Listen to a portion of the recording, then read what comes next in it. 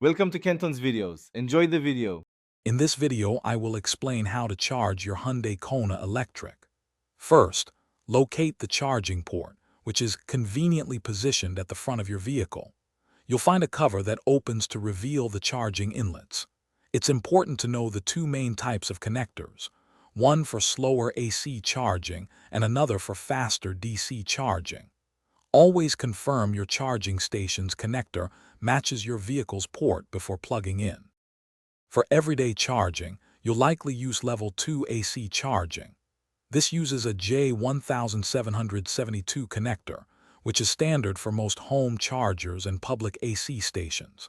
Simply plug the connector firmly into your Kona Electric's AC port.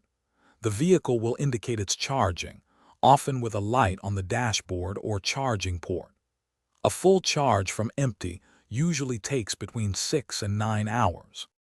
When you need a quick boost, DC fast charging is your best option.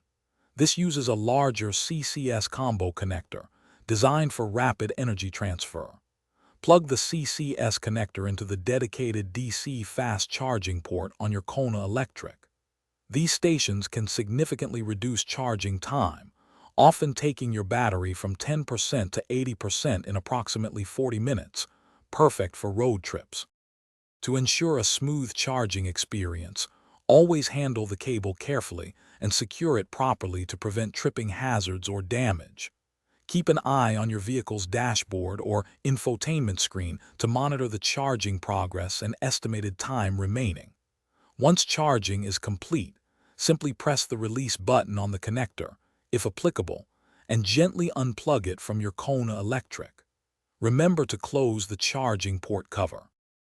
Thanks for watching. Consider subscribing if we helped you.